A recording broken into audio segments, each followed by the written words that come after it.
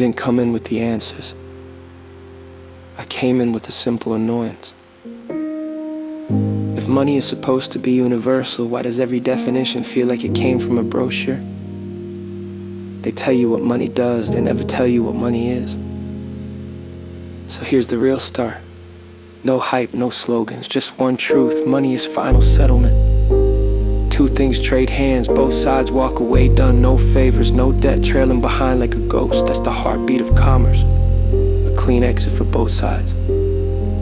Everything else, just features that showed up after we found something that could do that cheaply.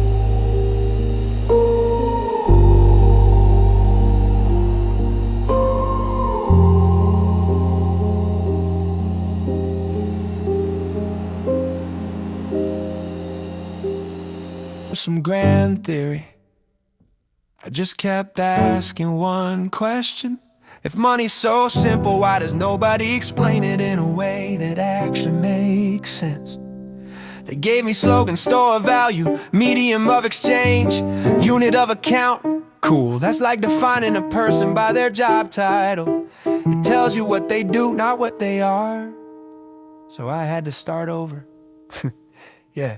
Strip the sermon, strip the slogan, strip the textbook ornaments. Every trade just two strangers trying to minimize annoyance. Space, time, trust, risk, all of that is cost. Money's not a magic noun, it's how we keep that friction lost. You don't wake up and vote for what the money's gonna be. Markets run experiments in silence over centuries. Shell, salt, beads, grain, every single failed contender was a chapter where the crowd learned what was cheaper to remember. That's the lens, the only lens that ever really lined up. Money is the lowest cost way humans settle line items. Everything they taught you as functions is just as a math. Store of value, medium of exchange, that's just a good score on the cost math. If it's cheap to move and hold it, cheap to measure, cheap to trust, people slowly stop debating it and just say, yeah, this works for us. Not cause some committee blessed it, not cause kings decreed it holy, but because across a billion trades it bled them slightly less and slowly.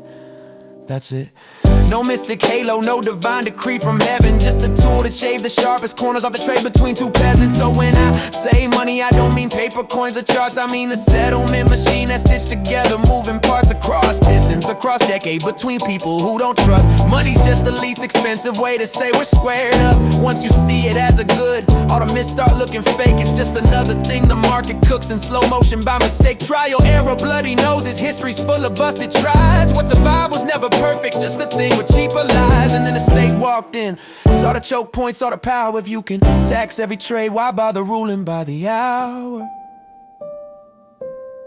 That's where the story really starts, not with kings or sacred notes, but with a system built to minimize your cost. And someone else deciding they'd like to harvest all those votes.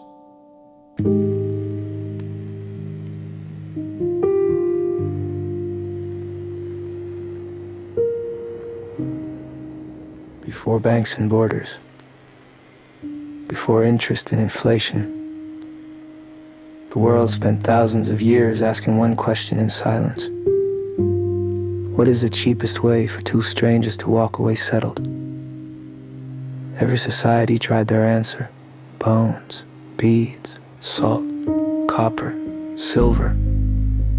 A million experiments, most forgotten, some carved in a museum glass. Nobody was chasing theory, they were chasing lower friction. And slowly, painfully, one truth emerged. Gold was the least cost settlement tool the physical world could produce, not because it looked nice, not because kings blessed it, not because temples hoarded it. Gold just refused to disqualify itself. It didn't rot like grain, didn't tarnish like copper, didn't shatter like shells, didn't depend on anyone's memory or promise. You could divide it without destroying it. You could verify it without trusting anyone. You could carry a lifetime of value in your pocket and it would hold its dignity through storms and centuries.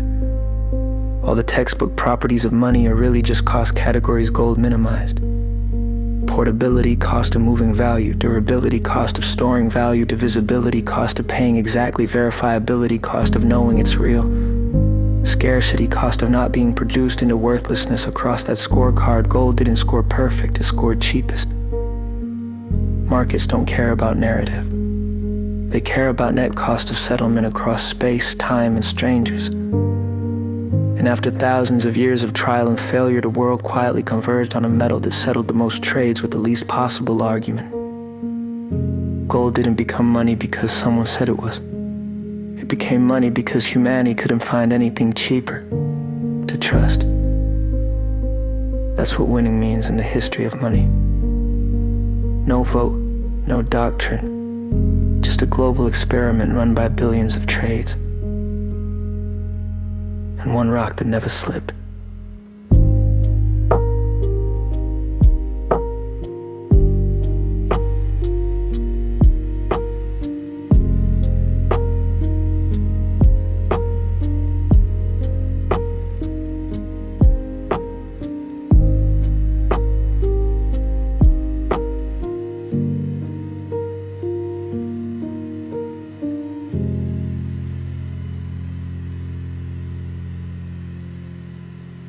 Walk with me for a second.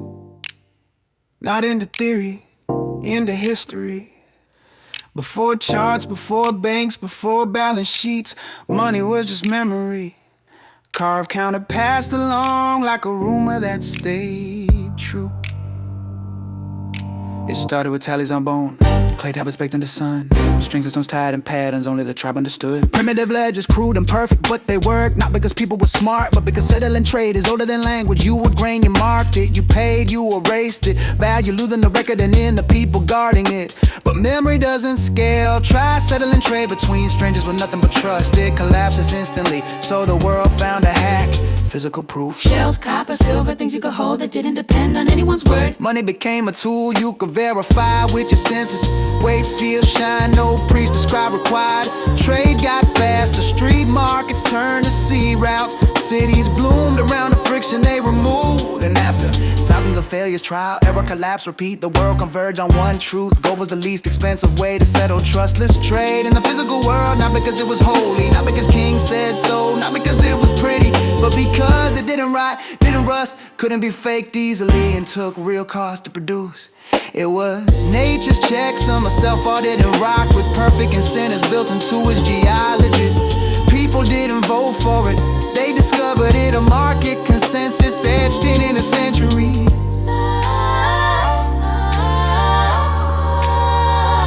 But even the winter it cost, gold was heavy, slow, dangerous to move. A fortune could tip over a ship, a trade route could vanish in a storm. Settlement scale faster than metal, cause civilizations didn't stop using gold because it failed. They outgrew its physics. Every step was its physics. Every step was the same pattern. Whatever lower the cost to settle in value won the next era. From bones to beads, from beads to silver, from silver to gold. Every transition was a market vote for efficiency. And it's the part most people never learn. Money is not tradition, it's not ideology, it's not culture, it's a ruthless cost minimizer. Gold didn't win because it was God. Gold won because it was cheaper than everything else, until something cheaper finally appeared.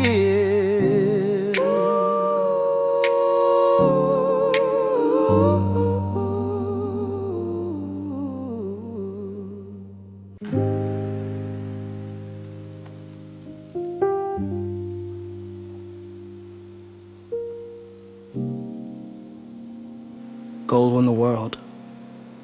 But something subtle happened once everyone agreed. People got tired of hauling the king around, so they used receipts, claims on gold stored in a vault, not a problem at first.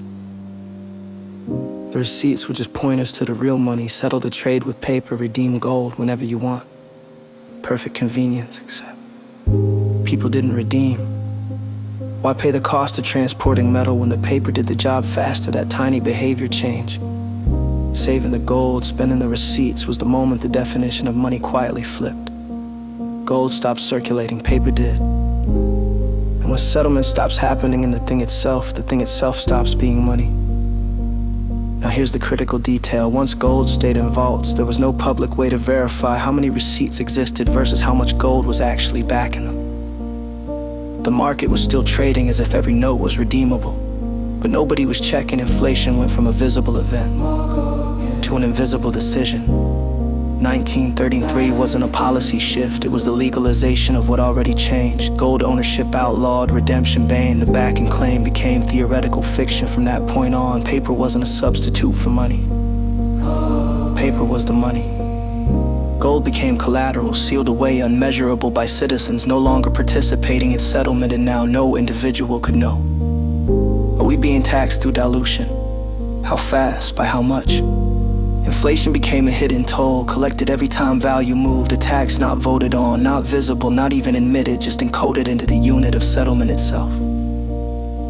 So when the world finally said, show us the gold, in the late 60s and early 70s, the truth surfaced. The gold wasn't there, the receipts had multiplied beyond anything nature ever mined. 1971 wasn't betrayal, it was the moment of discovery. Fiat had already won. Gold had already lost, the switch had been silent and complete. Decades earlier, the lesson isn't that gold failed. It lost in the marketplace.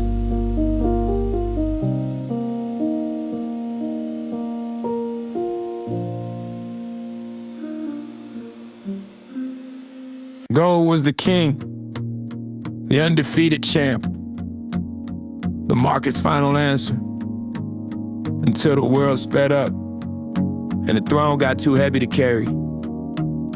Let's put it on the table and cut this thing open. Gold had the resume, durable, scarce, incorruptible. The money that didn't need a middleman to tell you it was real for thousands of years. It minimized total cost better than anything else. Didn't rot, didn't warp, didn't disappear. If you held it, you owned it. Final settlement in your pocket, but strength has a shadow. Gold was physical, and physics charges rent. Storage costs high. You didn't hold gold, you defended it. Vaults, guards, insurance, the tax for touching eternity. Portability, a joke in the modern world. Every cross-border shipment was an armored caravan with a physics degree. The heavier it was, the more power it required just to stand still. The visibility, technically possible, practically expensive. You don't shave a bar in the bakery. Verification, real but slow. Fire tests, density checks, mint stamps. Truth took time. Gold worked, but it worked like a steam engine in a world about to invent flight. And here's the part the textbooks skip. Gold didn't lose the market, it lost the custody battle. The moment enough gold moved into vaults, banks, custodians. The moment individuals stopped settling trade directly, the game was over. Because anything stored can be seized, utilized can be captured. Anything heavy eventually becomes someone else's leverage. 1933, sealed at confiscation, need evaluation, dependency. The saddest money in history went silent the moment the state took the microphone. Gold was perfect until perfection needed permission. It passed the cost test, but failed the capture test. Hard money, soft target, indestructible yet immovable. Scarce but not sovereign, honest but easily held hostage. People worshipped it like a god. Turns out gods can be locked in vaults just like the rest of us. And once custody centralized, gold wasn't money anymore. It was collateral, a relic, a prisoner in a glass museum. Gold wasn't God, it was just the best we had before the world moved faster than matter could keep up. The lesson, even the strongest money dies when the state learns how to hold it still.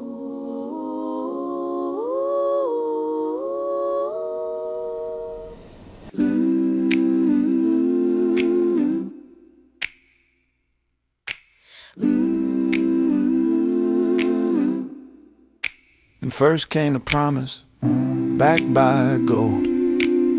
A simple phrase, but a perfect lie. Paper wasn't money, it was a claim on money. A receipt dressed up as reality, and people took it. Not because they were fooled, but because moving gold across oceans cost more than the gold itself. Convenience is seductive like that. It solves your problem today and sells you a bigger one tomorrow. Paper scale commerce, it shrank distance, it let cities talk at the speed of trade. But every shortcut has a shadow, and in the shadow of paper sat the institution that printed it. The moment you needed a vault, You needed a custodian the moment you needed a custodian. You needed trust, and the moment you needed trust, you gave the state the keys. Yeah. Gold didn't lose a monetary contest. It got locked in a cage, and the public forgot where the cage was. Yeah. Legal tender, FDFC, central banks, settlement networks that only institutions can access. A pyramid of permission, and at the top, the one issuer who can dilute your savings with a single vote. Inflation became the tax, nobody had to pass a policy. Too invisible to protest, too slow to notice, too powerful to escape. They call it stability, but it's really extraction wearing a patriot suit. Yeah, yeah, yeah. Here's a part the textbooks forget. The market didn't choose fiat, it tolerated fiat because there was nothing else. Yeah. Gold was too heavy, silver too scarce, ledgers too local. Digital tech didn't exist yet. Humanity accepted paper chains, not out of loyalty, but out of constraint. The state didn't win through brilliance, it won through timing. By the time people realized they could no longer redeem their claims, there was nothing left to redeem. The backing was already gone, a window had already closed, the vault had already been empty. Behind the curtain, the narrative and necessity. People didn't lose gold in 1971, they lost it the moment they stopped using it themselves. Paper wasn't freedom, it was leverage. A system built on promises that could be rewritten at the stroke of a bureaucratic pen. And once the world ran on paper, the state didn't just control money, it controlled the cost of reality. These are the paper chains, you've been wearing them your whole life. You just learned to call them money.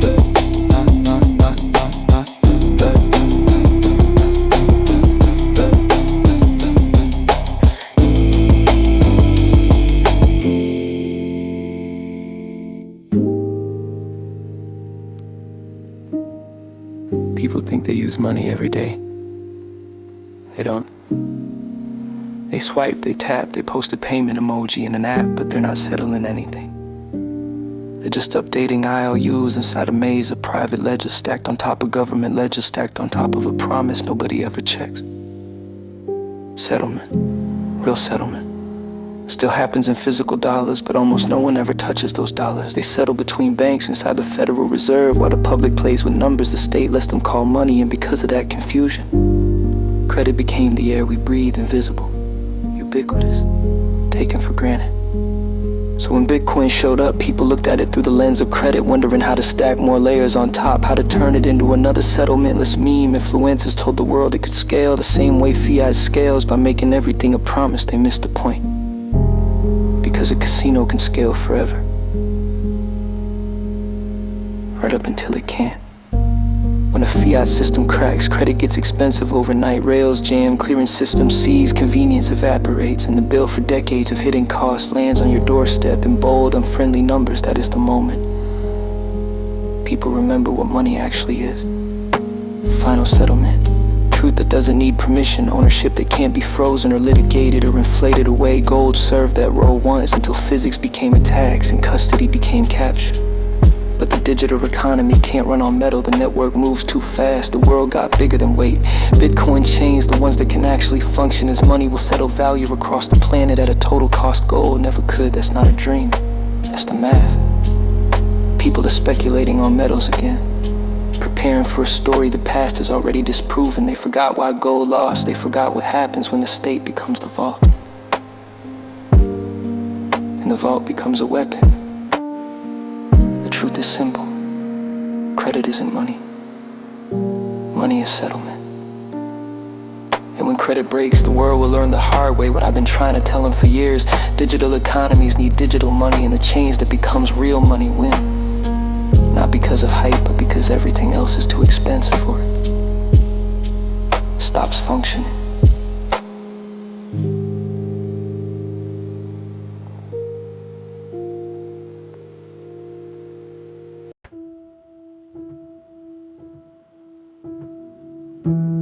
They spent centuries trying to cage value, build walls around wealth, write laws thick enough to trap it. But the walls always cracked because every wall has a cost, and every cost is a weakness a clever market exploits eventually. Then Bitcoin walked in, silent, permissionless, no origin myth, besides raw math, and people nodded like, wait, you mean resistance comes pre-installed now? Gold needed armies, Bitcoin needs electricity. Gold needed vaults, Bitcoin needs software. Gold needed trust, Bitcoin needs honesty and hash power. That's what broke people's brains. The defense budget collapsed into code. No more custodians with shaky pulses, no more vaults waiting to be nationalized, no more middlemen promising purity if you just ignore their incentives. Bitcoin did the impossible. It lowered the cost of disobedience. Sudden resisting theft was cheaper than submitting to it. That flipped the whole script.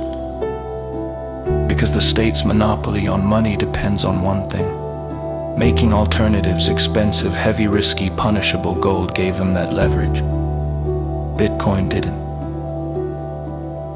You don't seize private keys with a uniform. You don't rewrite the rules of a network. The network itself refuses to obey. You don't debase a supply every node on the planet is ready to reject.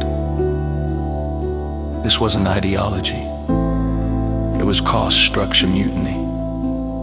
A monetary jailbreak hiding in plain sight, wearing a time chain like an ankle monitor nobody could cut off. People talk like it's magic. It's not.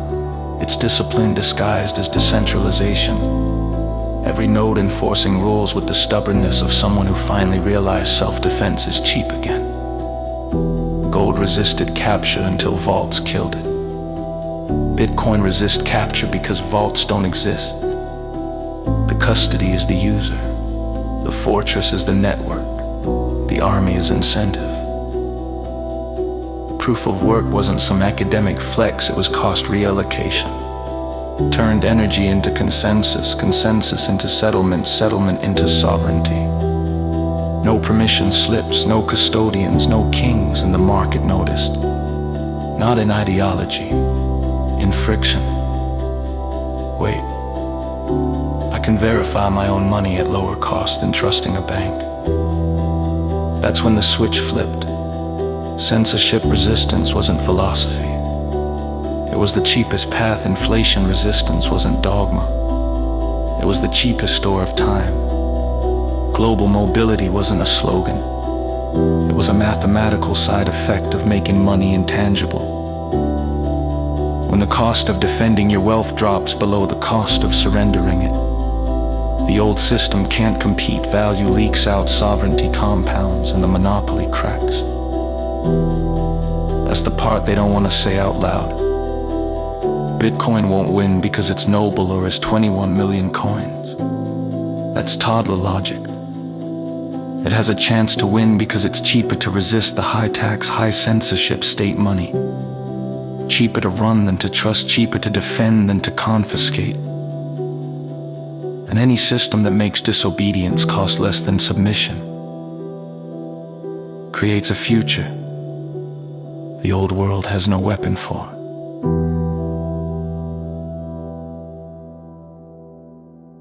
They say it's trustless, but only 'cause folks don't know the system they're discussing. Bitcoin ain't magic, it's just rules you enforce yourself instead of trusting someone else's judgment. Whole networks basically show me the math to shut up. Every node runs the same checklist, same strict script. If it don't pass, blocks clip, chain splitting. You find out real quick who's verifying and who's just tweeting their conviction. See, before this, digital money always folded to whoever hosted it. One server, one shutdown, game over, trust toasted. Bitcoin broke that pattern by making every participant carry a full copy of the gospel and roast it. Anytime someone tries to sneak in a counterfeit moment, that's decentralized consensus. No chairman, no hotline, no central office to storm in the night with a bad headline. Just code that don't bend, 'cause bending will break the whole spine.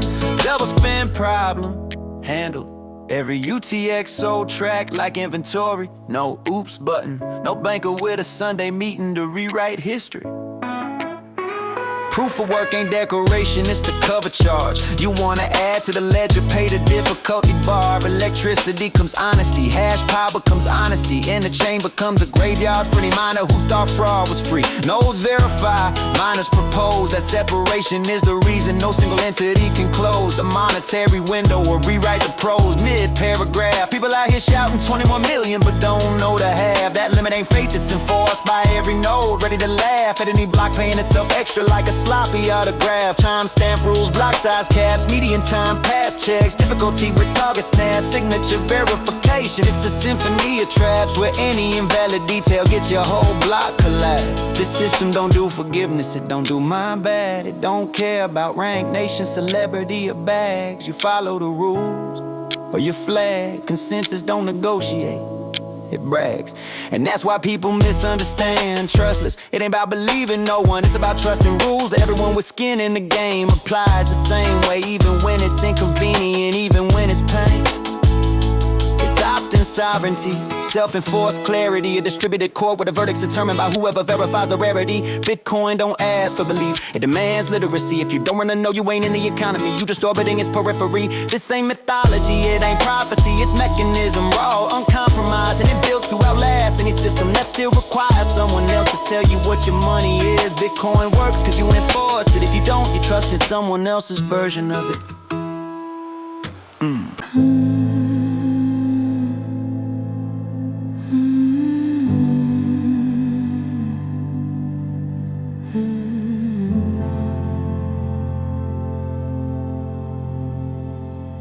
A Bitcoin node isn't a machine, it's a veto. Every user running one is saying, I enforce the rules, not you. That's why the system is trustless, not because trust disappears, but because it's enforced locally, everywhere, at once.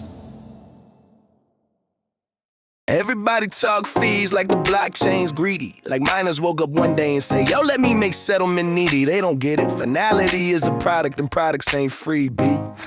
You ain't paying to send a transaction, you paying to end uncertainty. That's the whole economy. Merchants ain't shipping the damn thing off an unconfirmed packet, cause the cost of being wrong is louder than Twitter's racket. There's a market for confirmations, demand meets block space, fees meet desperation. If you need it fast, you bid. If you chillin', you wait. Block space limited, that's how the system sets its own rate. But folks out here thinking fees are punishment, like miners holding the chain hostage till they cut. Meanwhile, merchants running math like, is this payment real enough to trust? That's settlement, not fuss. 1 kind for a t-shirt, 3 for a ring, 6 for a car or something hard to reclaim. If the payment wasn't what it seemed, you ain't buying speed, you buying sleep. Security ain't cheap when the stakes run deep. This ain't Visa, this ain't banks with reversible chargebacks. Blockchain finalities, hard math. Once confirmed, it's etched. Ain't no customer support to fetch your funds back. Free markets emerge when space is scarce. Economic gravity doing laps, pushing low ball bids to the bag. Like bro, relax. Meanwhile, whales slide priority fees. Like put me first on the stack. It's pure auction, priority access to certainty. So 24/7 to anyone trying to lower their existential emergency. Miners ain't villains, they rational actors. They pack blocks like landlords with little plaster. Highest bidder gets the chapter. Everybody else sits impendent like spiritual rapture. And users they adjust, they wait cars versus rush. Some waiting hours, some toss a fat fee just to flex power. It's all bargaining with time, risk priced by the block. A marketplace of nerves and how quickly you need to lock. See, settlement's not a handshake, it's a wager. A game where the cost of trust is measured by how many times you need to feel safer. That's the part normies miss. Finality is a service, a version that risk is purchased. Fees ain't arbitrary, they're the price of uncertain. So next time someone asks, why send in the transaction? Sometimes hit your wallet like a tax season burden. Tell them this with conviction. You ain't paying to send value, you paying to remove friction. You paying to change to seal the fiction. And the fact that miners compete to sell that frictionless jurisdiction. That's the market for confirmations. Cold, mathematical, efficient. And if you misunderstand it, you misunderstand the entire point of trustless settlement.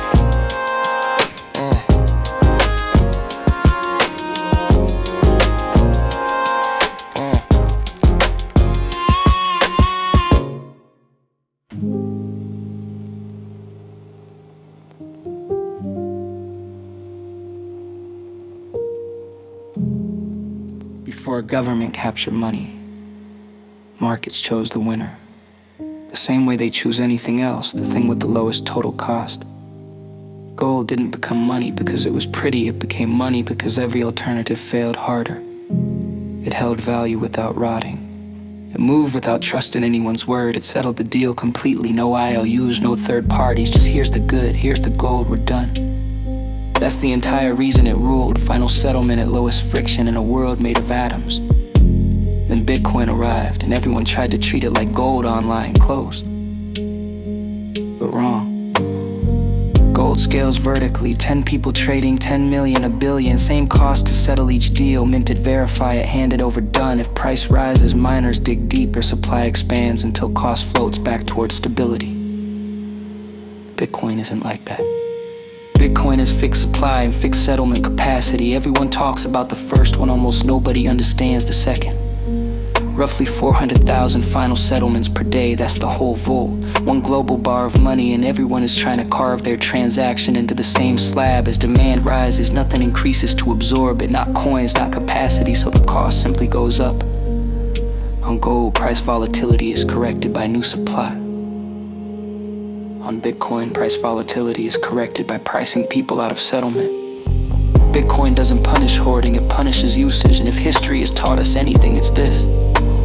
When settlement gets expensive, the market routes around it. Not out of ideology, out of economics. If Bitcoin truly escapes the casino and enters real economic use, its fee curve becomes the barrier, not governments, not competitors, just math. And when settlement on chain number 1 gets too costly, the world will reach for chain number 2 with the same monetary physics but lower cost. Not a new money, not alt money, simply the next cheapest rail for the same demand. Gold had coins and bars, heavyweight settlement and lightweight settlement, same money, different formats for different job sizes. Bitcoin will get the same structure, not because brands want it, but because markets require it.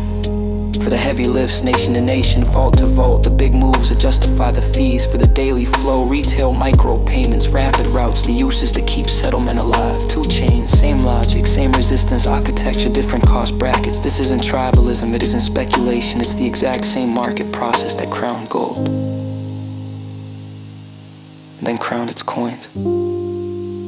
Bitcoin doesn't have to fail for the second chain to succeed, it only has to cost more. And when real settlement demand arrives, not hype, not memes, but genuine economic throughput, the market will do what it has always done. Sort money by cost and use the cheapest rail that still works. Bitcoin becomes the bar. LTC becomes the coin, not a religion, not a rivalry, just economics doing what economics always does.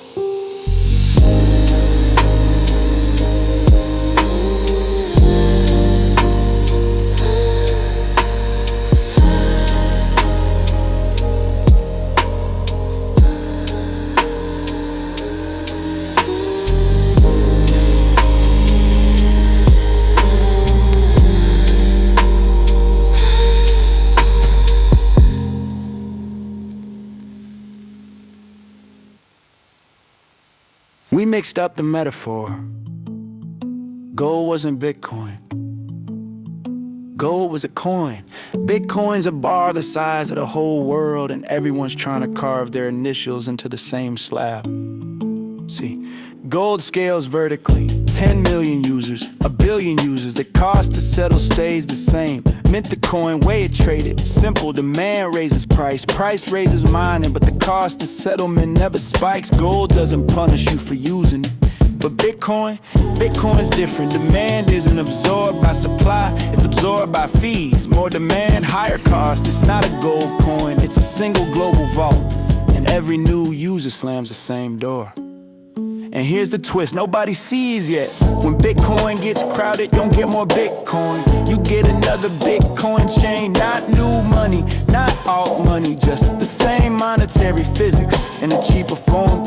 Litecoin wasn't a meme, it was a market correction. The open source answer, the vertical cost curve, the second slab.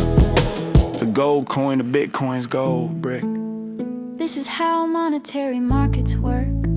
They route value to the lowest cost settlement rail that still preserves trustlessness, not ideology, not brand loyalty, just cost. Bitcoin climbs the fee ladder, low value users get priced out. Then mid-value flows, where do they go?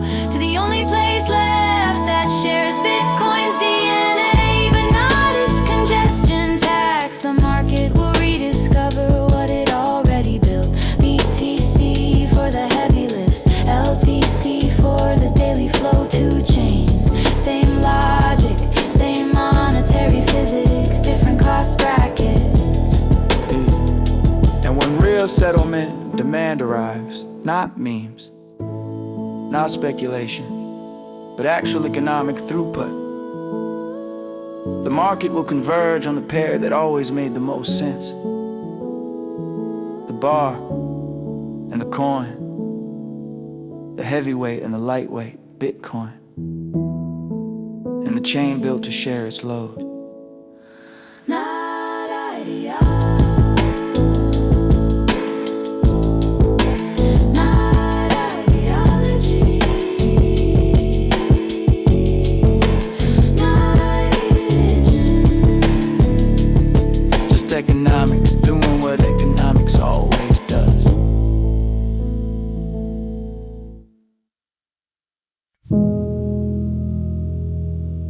When a product hits its limits, the market doesn't abandon it.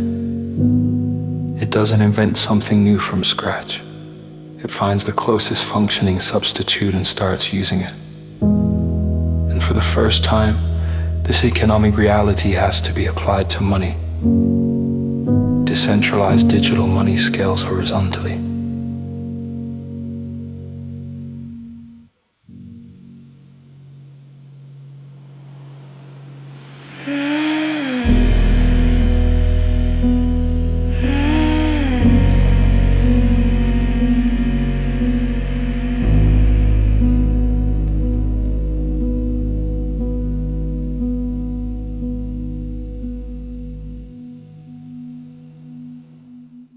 Yeah. Yeah, yeah, yeah. Yeah, yeah. Yeah. Y'all throw shade acting like you a news watching opinionated. NPC gon' clown everything till it moves uniquely. I saw the shift early, that's why they disputed me. Now the proof looping back like who muted me. Speculators laugh, said I'm reading the chart wrong. Then the fee spiked once and they sprinted to the dark horse. Lighted coin, caught the traffic like park on. Second Bitcoin lane, been here, lights on. You ain't see the network effects, too glued to the clickbait. Monetary flows, don't chase hype, they chase the cheapest gate. BTC choke, LTC 8, block space scarce, so the network replicates. Bro, I've been saying this, but y'all love dismissing. Same monetary physics, just lower tolls on admission. Call it altcoin if you want, math don't care about your fiction. Maxis kept preaching like priests with a broadband list, but markets on faith-based, they're friction-based, kid. When the cost curve bends, the user base shifts. Bitcoin ain't one chain, it's a lineage that splits. Litecoin stays simple, no gimmicks, no scams. Same post stance, same distributed hands, while y'all chase narratives in Telegram vans. LTC built settlement faster than your fam. Saw the overflow signal before the spike hit, like I'm wired to the spindle. Monetary consolidation don't mingle, it multiplies where the car stays single. They said I'm crazy, cool, that's typical. Vision too clinical, you take too political. But block space ain't lyrical, it's physical. Feasted vertical, market turn pivotal. Then suddenly Litecoin ain't mean material, it's critical. Look, dominance don't fade, it delegates when the main lane jams. The sibling chain accelerates. Bitcoin ain't dying, it's duplicating the scale rates. And you witness the network effects propagate. I've been dope, Economics stamped it. put it on your grandmother's mantlet. Chip on my shoulder like I'm fasting on sandwiches. Y'all folded early, I'm still here taking advantages. Life is but a beach chair and half of y'all fanatics folded when the fees split. I stayed, not cause I'm brave, because the second chain was already paid. Don't ask who called it, I made the call, you delayed. Litecoin ain't the copy, it's the continuation. Bitcoin second spine, born from congestion's causation. And the joke, all the folks who threw shade gonna rewrite history like they never betrayed. But I kept receipts, proof of work don't fade. It just forks the endurance into multiple blades. This the revelation after years being played. Second Bitcoin, same system, just a lower cost way. When the king gets crowded, the kingdom needs a second throne. Whether you like it or not, the the market already chose.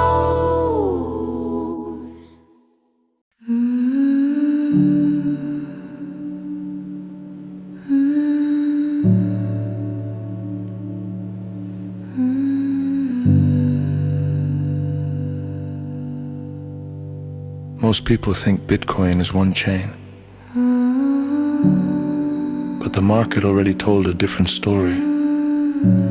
When the dominant ledger gets too costly, overflow systems appear. And the one that survives longest with the lowest friction becomes the second monetary rail. That process already begun.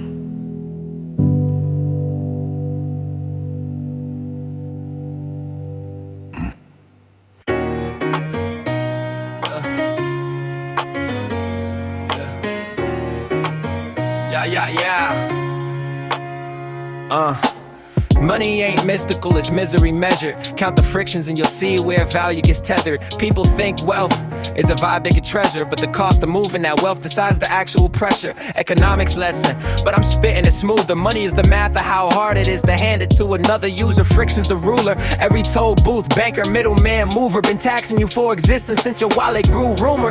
I'm just stating what's proven, less friction wins. That's why Bitcoin showed up like, yo, clear the den. Then it's block space thin, and every transfer hurts shins, fees it vertical. And suddenly the people's coin priced out the people again. Aight, so who steps in? The chain with the lower grit, the one that don't spit on users when traffic gets thick, the one with the same blueprint but cheaper to transmit. Litecoin been doing laps while the rest chase gimmicks for clicks. They don't teach us on broadcast, too busy conforming. But money follows gradients, not loud men informing. When friction deforms it, liquidity swarms to wherever the path of least resistance keeps norms. And bro, this is physics, cash flow logistics. You don't need mystics to see the statistics. BTC throttled, LTC absorbs misfits. Network effects double like cell divisions and districts. I've been new this, y'all late to the season dismissed, cause others dismiss. Now the reject crown king again. You chase hype cycles, I chase cause reasons. When friction spikes once, the whole market starts leaving. Watch how they pivot, they'll act like they predicted it. My thesis been explicit, y'all timid. I'm spitting analytics, acidic, and every friction mechanic makes Litecoin more intrinsic.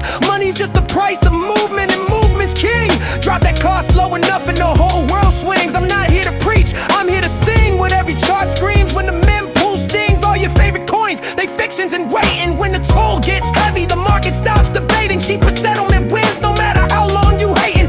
Friction don't care about your tweets or your ratings. I brush it off quick.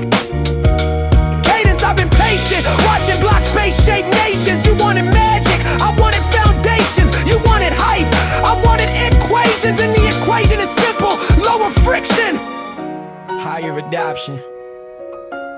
Higher adoption. Dominant option. Dominant option, dominant option. Monetary consolidation, consolidation don't stop. It cross-chain blossoms, that's the doctrine. No profits needed, no maximalist gospel to keep the crowd seated. Just friction curves drop until the new lane's undefeated. Money is friction, and Litecoin just cheated.